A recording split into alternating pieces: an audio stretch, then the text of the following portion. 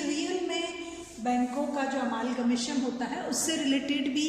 Banking विधान में कुछ एक्सप्लेन किया गया है कि दो या दो से अधिक बैंकों का एकीकरण हो सकता है, कि अगर एक या एक से अधिक बैंक खुद चाहते हो अपने आप को मर्ज करना किसी के साथ, तो उनका एकीकरण विघटन कुछ भी हो सकता है अगर वो चाहते हो तो, ऐसा भी एक प्रोविज़न दिया गया है। लेकिन उन बैंकों को क्या करना पड़ेगा, जब उनके शेयर होल्डर्स की एक मीटिंग होती है तो शेयर होल्डर्स की एक मीटिंग में एटलीस्ट इस स्टाइल का प्रस्ताव को 2/3 शेयर होल्डर से बहुमत के रूप में पारित करवाना पड़ेगा, अर्थात 2/3 शेयर होल्डर्स इस बात के फेवर में हो कि रियल में इस बैंक का एकीकरण किसी दूसरे बैंक के साथ हो जाना चाहिए। तो अंशधारियों की साधारण सभा में 2/3 बहुमत से एकीकरण की योजना को स्वीकृत कराना होगा। सबसे पहले जब कोई बैंक अपने आप को एकीकृत कराना चाहता है किसी के साथ, तो उसे अपने संचालकों की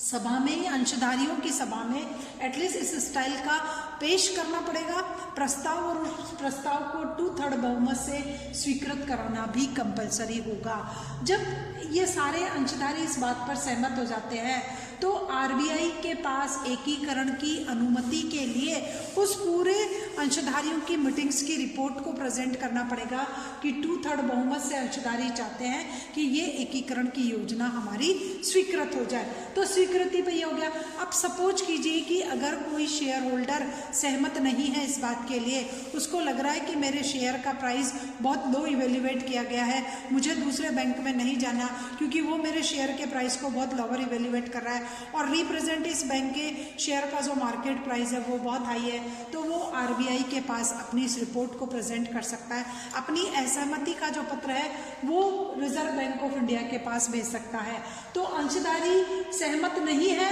तो आरबीआई खुद उसके अंशों का मूल्य जो है वो डिसाइड करेगा कि रियल में इस असहमत शेयर होल्डर जो इस बात से सहमति नहीं है, जिसने एग्री ही नहीं है कि इस स्टाइल की योजना स्वीकृत हो, तो उसके शेयर का क्या प्राइस होगा वो आरबीआई तय करेगा। और स्वीकृति के बाद ही संबंधित बैंक अपनी संपत्तियों व दायित्वों का हस्तांतरण अधिग्राहक बैंक को करेगा। जब तक आपके एकीकरण का प्रस्ताव रिजर्व बैंक ऑफ इंडिया के थ्रू स्वीकृत नहीं किया जाता है, तब तक बैंक इस प्रकार की एक्टिविटी को ऑपरेट नहीं करेगा, अपनी संपत्तियों और दायित्वों को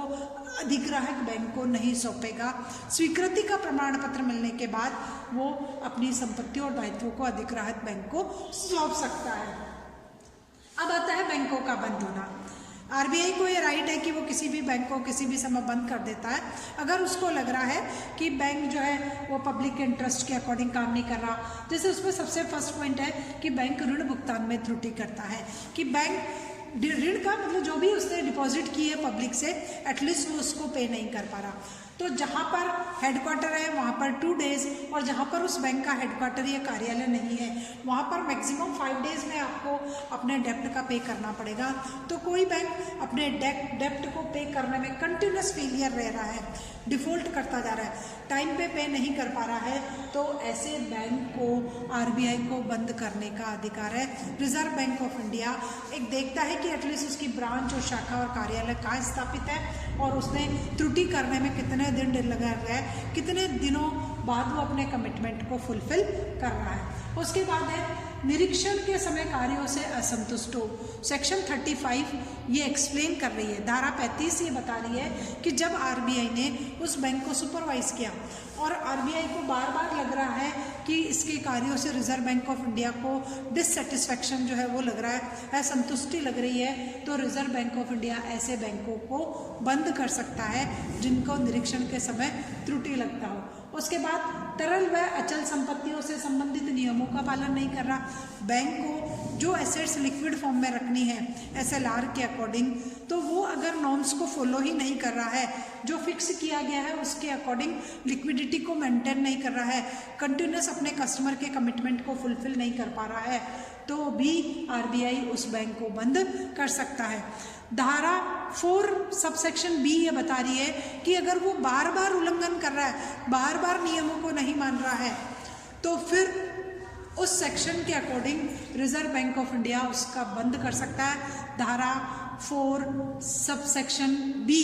तो 4B के अनुसार अगर बार बार नॉर्म्स को फॉलो नहीं कर रहा है तो ऐसे बैंक को बंद करने का अधिकार रिजर्व बैंक ऑफ इंडिया को दिया गया है। अब उच्चतम न्यायालय को समापन के लिए प्रार्थना पत्र भेजने का काम है। सेक्शन 37 और 38 के अकॉर्डिंग RBI हाई कोर्ट को उस बैंक के वाइंड अप के लिए, उसके समापन के लिए, उसके क्लोजर के लिए कोर्ट को जो है वो एक एप्लीकेशन फॉर्म भेज सकता है कि इस बैंक का बिजनेस बंद कर दिया जाए। अब नीचे ये बताया गया है कि सेक्शन 44 ये एक्सप्लेन कर रही है, धारा 44 आपकी ये बता रही है कि कोई भी बैंक अपना ऐच्छिक समापन नहीं कर सकता है। अगर कोई बैंक चाहे तो भी अपना ऐच्छिक समापन नहीं कर सकता कि मर्जी आई जब बैंक खोल लिया और मर्जी आई जब बैंक को बंद कर रहे हैं। सेक्शन 44 ये बता रहा है कि बैंक ऐच्छिक समापन नहीं कर सकता जब तक कि RBI इसकी अनुमति नहीं दे, जब तक रिजर्व बैंक ऑफ इंडिया इसकी परमिशन नहीं देगा कोई भी बैंक अपना काम बंद नहीं कर सकता, बैंकिंग का बिजनेस बंद नहीं कर सकता है। ये बता रही है हमारी ये बैंकों को बंद करने वाली धारा। अब ये बता रहा है दंड व्यवस्था कि रियल में बैंकों के लिए पनिशमेंट के क्या प्रोविजन दिए गए हैं। सेक्शन 46 धारा 46 टोटल जो है वो बैंकों के दंड व्यवस्था से रिलेटेड है कि सबसे पहला कि जो रॉन्ग फैक्ट था उसको आप जानबूझकर सही बता रहे हो। पहली गलती कि गलत बात को आप जानबूझकर सही बता रहे हो। बहुत से डायरेक्टर्स, बहुत से ऑफिसर्स बैंक में यही करते हैं कि जो फैक्ट रॉन्ग होता है उसको राइट बताते हैं। तो जानबूझकर आप अगर ऐसे किसी फैक्ट को बता रहे हो तो भी आप पे पनिशमेंट लगेगा। आप किसी प्रकार का विवरण, स्टेटमेंट है, बैलेंस शीट है, डॉक्यूमेंट है, तो विवरण, चिट्ठा और प्रपत्र में तथ्य को प्रकट ही नहीं कर रहे हो, जो बात राइट है एटलीस्ट वो आप वहाँ डाल ही नहीं रहे हो, सच का उजागर नहीं कर रहे हो, रियल फैक्ट को शो नहीं कर रहे हो, तो भी आप पर पेनल्टीज लगेगी। पुस्तकें व प्रपत्र नहीं दे रहे हो, RBI का ऑफिसर्स आया हुआ है, सुपरविजन कर रहा है, आप उसको हेल्प ही नहीं कर रहे हो, आप उसको निरीक्षण में सहयोग ही नहीं कर रहे हो, वो जो इन्फॉर्मेशन बता रहा वो नहीं दे रहे हो, वो जो पुस्तकें बता रहा तो आप नहीं दे रहे हो, तो ऐसे पर बैंक जो है वो इकोनॉमिक पनिशमेंट भी भेज सकता है। और जो पर्टिकुलर डायरेक्टर्स इस फॉल्ट में इन्वॉल्व है एटलीस्ट उसको जेल की सज़ा भी हो सकती है। तो दोनों तरीके के पनिशमेंट का जो है वो प्रावधान है कि आप पर सज़ा भी हो सकती है, आर्थिक पनिशमेंट भी हो सकता है, पर डे के हिसाब से भी हो सकता है और टोटल पनिशमेंट भी लिया जा सकता है। उसके बाद दे रखा है साझे संचालकों पर रोक कि एक पर्टिकुलर पर्सन दो बैंकों में डायरेक्टर्स नहीं हो सकता, को डायरेक्टर नहीं हो सकते, आप पार्टनरशिप में जो है वो संचालक नहीं बन सकते हो। सेक्शन 16 ये बता रही है कि कोई भी व्यक्ति एक से अधिक बैंक का संचालक नहीं हो सकते। आप सोचो कि मैं इस बैंक का डायरेक्टर भी बन जाऊं और उस बैंक का डायरेक्टर भी बन जाऊं, तो बैंकिंग एक्ट में इसको क्लियर एक्सप्लेन किया गया है कि एक से अधिक बैंक में कोई भी व्यक्ति डायरेक्टर्स नहीं हो सकता। किसी भी बैंक के 20% से अधिक अगर आपके पास शेयर है तो दूसरी बैंकिंग कंपनी आपको एज ए डायरेक्टर अपॉइंट नहीं करेगी। अगर आपके पास किसी पर्टिकुलर बैंक के 20% तक के शेयर हैं तो कोई भी दूसरा बैंक आपको जो है वो अपने बैंक में डायरेक्टर्स का अपॉइंटमेंट नहीं देगा। तो this is all about banking regulation act 1949।